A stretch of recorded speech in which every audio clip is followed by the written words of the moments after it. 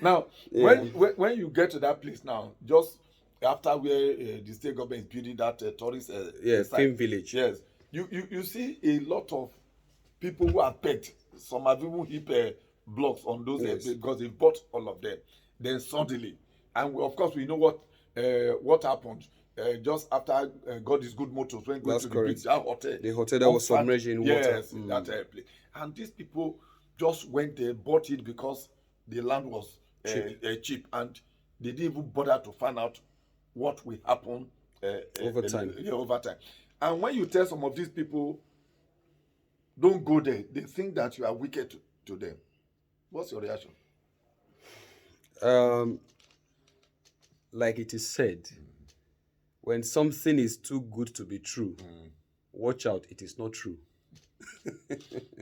Right? I'll give you at least 3 case studies, given the areas I lived and what happened. I was born and bred in Benin, and you know we have a moat in Benin. Yes, sir. And interestingly, I attended Edo College proudly. Okay. And you know that there is Edo the moat. boys. Yes, Edo boys. I'm an Echo bar. Bar. You know. So behind the Edo College school, we have the moat that cuts across Benin. When I was in GSS 3, I will not forget seeing a bungalow falling into the moat.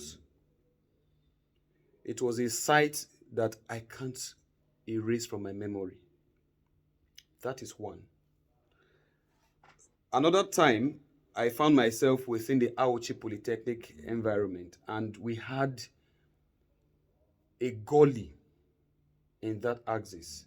For those who know Aochi very well, if you mention the gully by Union Bank, in fact, if I'm not wrong, Union Bank was, fell into that gully and some other buildings.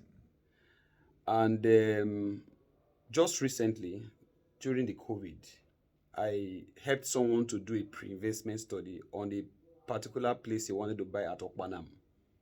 And I saw a gully. Okay. In fact, I didn't know there was a gully. I told him, you are interested in this land. The land is a corner piece. He was excited. It was cheap. And I said, hold on.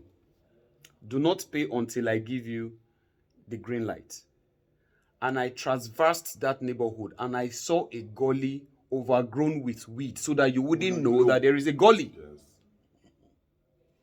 So when I drew his attention to it, in fact, I went to another building, climbed the building, and I saw the gully.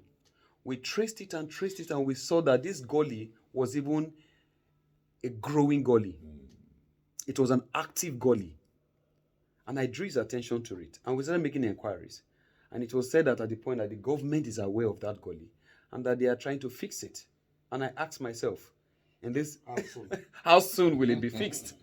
Right? And I called one of the locals and he said, this gully was here 3 years ago.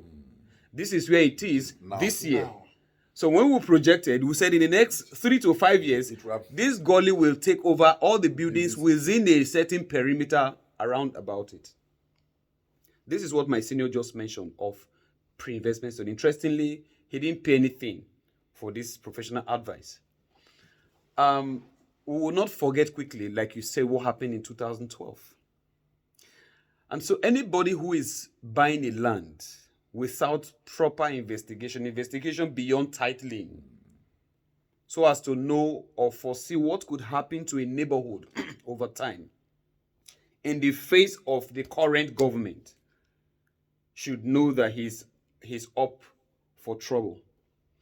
When you are buying a property, it is important, it is advised that you look beyond the subject land that you are proposing to pay for. Look at the neighborhood. For instance, if I'm building for you, currently, after we've done all analysis, there are things I do even in your premises. Before I will sink a borehole for you, I must look at all the adjoining properties that have been built up to see where their own boreholes are and where their soakaways are. Because we know that there is a certain distance your soakaway must give to your borehole. Otherwise, the water will be contaminated over time. Also, we know that water has its own threshold and buoyancy. So where two boreholes are too close, it becomes a problem. Borehole A might be deprived because of borehole B, and so on and so forth. This is just within. So it is not enough to see a land, however beautiful or fantastic it situates, to just pay. It is important that you look around. In looking around, you also need to find out why some areas are not developing. If you notice that some areas are not developing, you should ask why. Sometimes it may not be because of communal restiveness or communal crisis. Sometimes, like we know, some areas do not have water. Yes. That alone might make someone, when you buy land for 5 million and it will take you 8 million to do an industrial borehole, which might fail over time, you would, of course, want to give up on that property. So you need to look beyond the site you are buying. And unfortunately, when you ask your client to pay for these professional fees, he sees you as Shylock or as a hungry person, not knowing that you are saving him of a potential occurrence in the future. You just mentioned 2012 and the current water, level. Go to behind stadium. As you get to the behind stadium, you will see water already rising. For those persons who are there, if you must buy a land and you must build, the first thing you should be thinking is you must adjust your foundations you must use reinforced concrete foundations, at least up to 3 to 4 meters. But by the time you do a quick cost of what it will take you to get a reinforced concrete foundation with a retaining wall fence, then you ask yourself, is it worth the while? If you are using 8 million to do a reinforced concrete foundation up to the height before you now jack it up with your block work and all that, and do your perimeter fence with reinforced walls, and you spend about 10 million, and you are buying the land for 5 million, and accessibility to that place might be critical when, during the peak of the rains. By the time you add up all these indices, you look at, is it worth this 5 million that I'm paying for this land? Won't I get an alternative land at a cheaper price with better advantages than this I'm buying, and so on and so forth?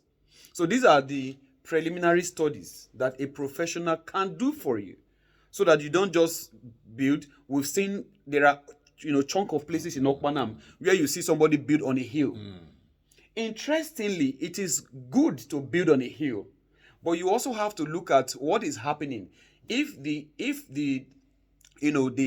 slope is so active that water is cutting through, I bet you over time your foundation and your building will be compromised. Of course. But if it is at such, we travel and we see buildings that are built on rocks, on quite hilly places, and they are okay because the adjoining premises have natural embankments in rocks, so that the rocks protect, the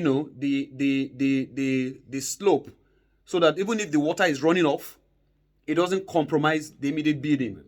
But where you have these slopes as earth, laterite, and the water, the water volume and the movement of water in that neighborhood is active, and there are visible signs that buildings around that the buildings around will be compromised.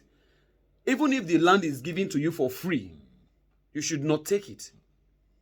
When you also consider the cost of introducing a unique foundation for that building, because you're not going to do your regular trench foundation for it, it will fail, and so on and so forth.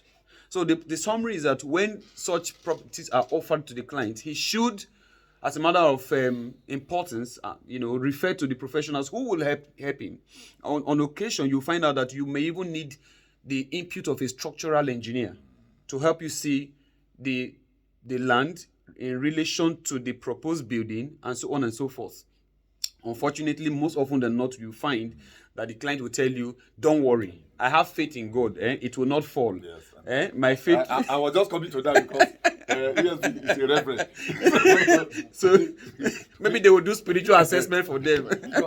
We are in a society where we are highly churches. That's correct. And we we tend to blackmail God.